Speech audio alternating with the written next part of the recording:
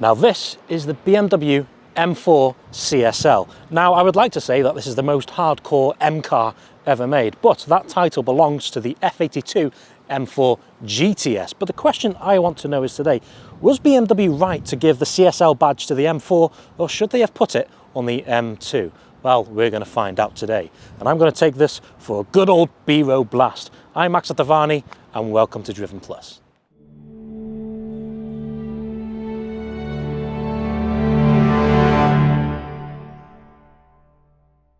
So, firstly, we start in a little town called Glossop.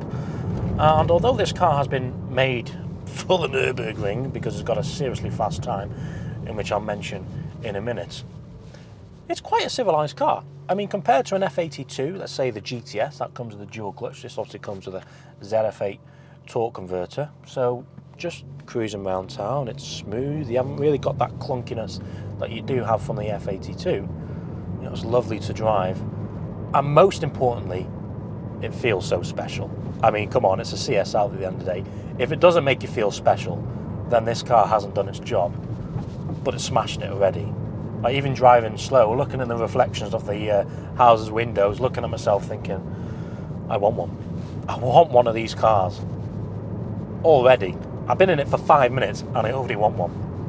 So let me tell you where we're driving today. So we're in the Peak District, and we're going up quite a famous pass for the area called Snake Pass, one of the best driving roads in the local area.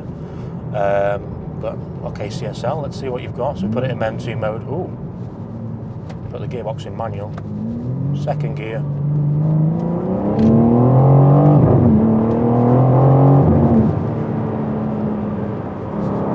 It's so planted and fast. Okay, so CSL then, what does that stand for? Coupe, Sport, Lightweight. And yes, it is lightweight in terms of the G series lineup. I mean, it's 100 kilos lighter than the G82 M4 competition, but in actual terms, I don't think this car is that lightweight. When you compare it against the F82 M4 competition, it's 40 kilos heavier. So is it lightweight? Not really. It weighs like 1,625 kilos. However, though, this chassis is stiffer, so you put it in a tight bend. What a road this is! And what a car we've got! Oh my god, the brakes are awesome. Obviously got the carbon ceramics as well. You pin it in, and because it's rear-wheel drive, that front end just feels so light and nimble, agile, stiff, precise, all those words together. And the way it delivers the power, it's a beautiful car, this. Oh, down to third, second. It's angry! It wants to go! Oh, wow. Oh my god, this is so good. It just is an absolute riot, blimey! Oh my god. Not many cars take me by surprise because you're expecting things to be good. Like, I knew this would be good today, but wow. Wow, wow. Well, ladies and gentlemen, I am sat in the fastest M car to ever lap the Nordschleife. That's 7 minutes, 18 seconds. This is BMW's answer to the Porsche GT3, and it is faster around the Nürburgring than an 991.2 GT3. And the price of these when they came out were at least £130,000. This was the first ever CSL in the UK, I believe. Now, you know, I looked on Auto Trader before, there's one up there for £90,000, and there's another one up there for £111,000. So there's a big difference between prices, and there was only two for sale in the UK. I mean, they're not going to be for sale in big numbers because they're, let's say, a limited run car. But now, okay, that's a lot of money, but if you had £90,000 to spend on a BMW and wanted a full-on race car, this is your buy. Can't get enough of that. This is special. It really is. But anyway, let's stop over somewhere and check out the engine. Time to talk about this car's engine. And it is the S58. It's a 3-litre twin-turbo straight-six engine producing 550 horsepower and 650 Newton-meters of torque. And that's the same power you find in the M3 and 4 CS. But because this is the CSL, the top speed is de-restricted from factory. And it now has a top speed of 191 miles per hour. BMW say this will do a 0 to 60 time of 3.7 seconds, but it is rear-wheel drive. So let's see if we can achieve that. Okay, so it's time to launch the M4 CSL from 0 to 60. Now on your screen now are the stats and figures on this car, so pause your screen if you would like to look into them. Now originally this car comes with Pilot Sport Cup 2Rs from factory, and the owner of this car, Paul, has changed them to Michelin Pilot Sport 4Ss, which is better for launch because all the power's getting sent to the rear wheels. Now to put this car on launch control, traction control has to be off, gearbox in manual, and yeah, we're good to go. Let's see what we're going to get.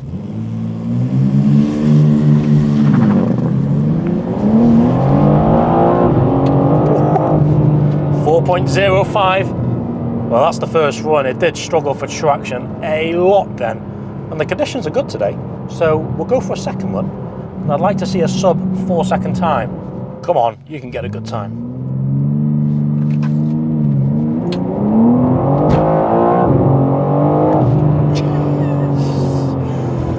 Oh, it pulled it out the bag. We got it 3.62. Slightly better than what BMW claims. Okay, that's what it goes up against. And let's go back to the review. Now, the CSL underwent a huge diet compared to the regular competition model, saving 100 kilos, and most of the weight saving features are found on the inside of the car, starting with these carbon fiber bucket seats. Look how serious they are, and they are directly from the M4 GT4 race car, and they save approximately 24 kilos. Behind them, as you can see, no rear seats. That saves 21 kilos. Inside of the car, you have almost no sound insulation. That saves a further 15 kilos. And you have some small contributing factors such as no heated seats, no electric seats, and no heated steering wheel. These wheels are also lighter, and they save 1.7 kilos all round because they are lightweight alloys. And behind them sit carbon ceramic brakes, which were standard on the CSL, and they save a further 14 kilos. Coming up, you've got the bonnet, you've got the roof, and you've got the carbon fiber ducktail spoiler, which is of course the signature style of the CSL. And those combined also save you 11 kilos. And the ducktail spoiler isn't the only weight-saving option on the rear of this car. You have a full titanium exhaust, which saves 4 kilos, and it sounds something like this. Come on, more, let's give it more. There we go. Classic straight 6-tone coming through, and you've got the M4 CSL badge covered in rare disc carbon fiber diffuser going on down here. And when we look into the car, this is a practical race car. 475 litres of boot space. You're not getting that in a Porsche, are you? Moving to the inside of this very special car, and it's as if the more you pay, the less you get, such as the sound system. Normally you get Harman Kardon, but in this car, because it's all for weight saving, you just get BMW's bass system. Whereas in the CS, you get Harman Kardon. Now you obviously get this Alcantara steering wheel with all the carbon fiber touches. That's all very nice. You get the digital driver's display behind there. It says M4 CSL on the top. That's a nice touch as well. Now, because this was the first edition or first version of the G82, you have iDrive 7. No CSL comes with the iDrive 8, but for my personal experience, iDrive 7 is just easier to use than iDrive 8, but iDrive 8, of course, looks 10 times better. You have a wireless charging pad down here, and look at all this center console. It's all carbon fiber. It's a piece of art, and you've got your gearbox here, and you've got different setups for your driving. So you've got engine, chassis, steering. You can change the brake feel on this car as well, and you've got the CSL little pad here for your arm to sit there. It's all very nice. A lot of carbon fiber going on in here, and all the stitching is nice, and you get the M tricolor on the seat belts as well. And of course the seats. Now the seats are very serious, and they're obviously from a GT4 car, but they're quite hard to get in, but once you're in, they're actually pretty snug, and they're not as uncomfortable as they look. You do not get any cup holders, but in the door card you get a little slot for a drink, so it goes in there, and all your climate controls are all touch, which is absolutely great. And of course, you don't get any heated seats or heated steering wheel, which you get in the CS. Now, when we come to actually drive this thing, the first thing you have to do is watch out for sheep. There you go, see? Welcome to the Peak District. But when you come to actually drive it, don't get me wrong, it's so unforgiving. You really have to be on your A game because it will catch you out.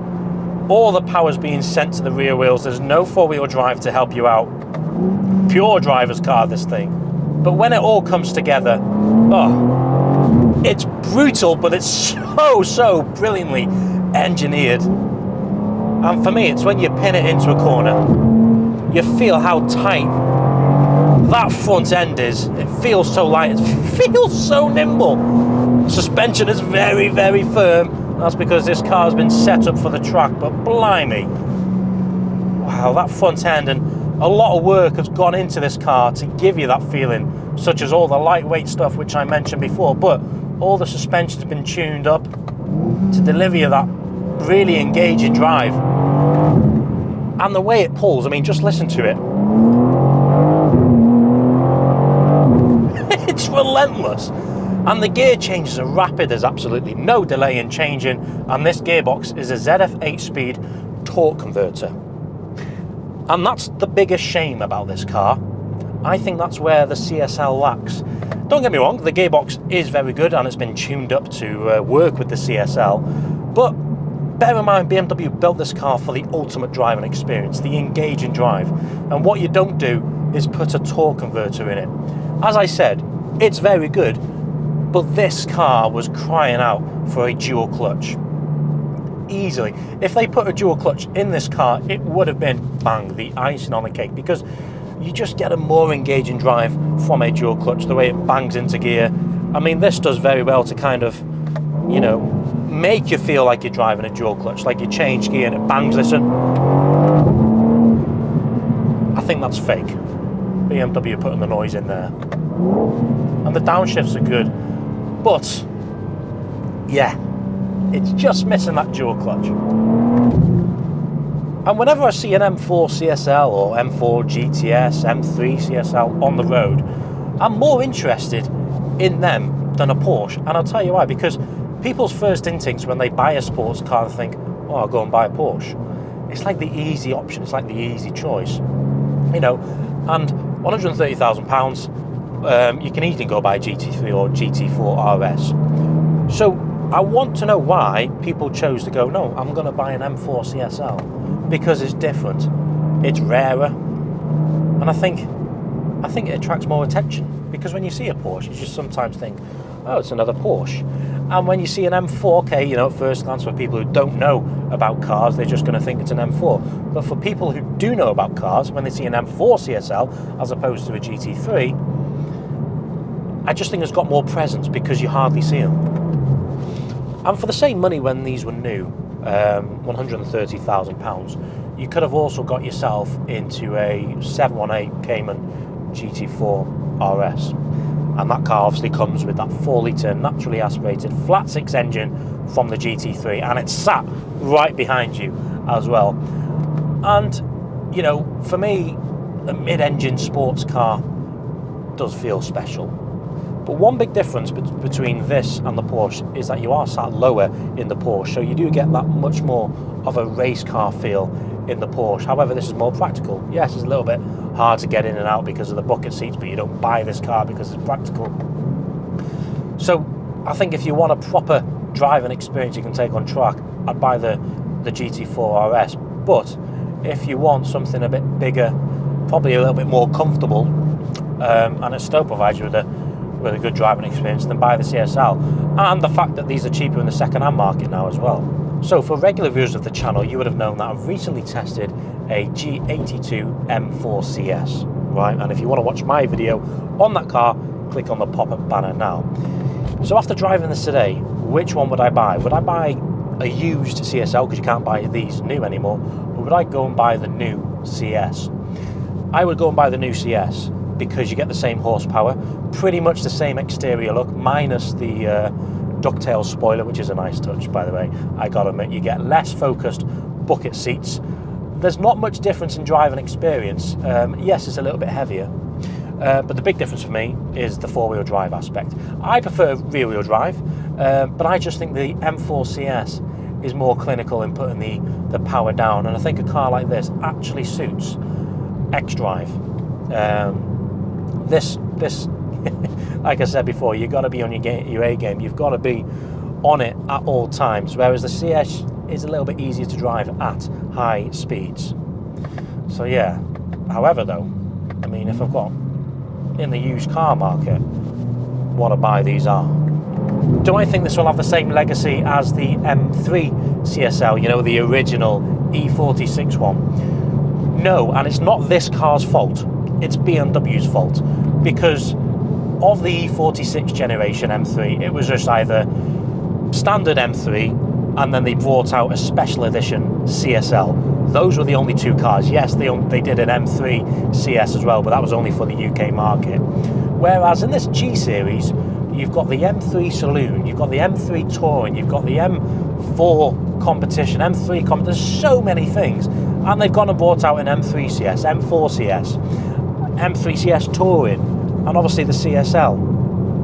So I just think, because they brought so many special editions out, this just gets overlooked, and it just gets put in that category with the special edition G-Series BMW M cars. Don't get me wrong, I love the fact that BMW have brought out all these special edition cars, because it gives you so many choices to make you feel that extra bit more special. But if they just offered the M4 Competition G82, and then you then had the M4 CSL as in the top dog, then I think people would kind of look at this with more respect, because, you know, if you've got an M4 Competition but you want to upgrade, you've got two choices really. You've got the M4 CS or the M4 CSL. Whereas in 2000, I don't know, when did they come out? 2005, 2004? If you had an E46 M3 and you wanted to upgrade, the one you looked up to was the CSL. And you don't have that nowadays. But I'd like to say a huge thanks to Paul for letting me get behind the wheel of this very, very special car today, and I've really enjoyed my time. I've enjoyed it that much that I don't really want to get out of this car, because it's very good, and another reason is the fact that I'm going to struggle to get out of these very serious bucket seats. Yeah, so that's going to be a struggle. But anyway guys, you know, thank you for watching. I hope you enjoyed this video. Please leave a like on the video, and well, just press that subscribe button. Anyway guys, have a good day. See you soon. Bye bye.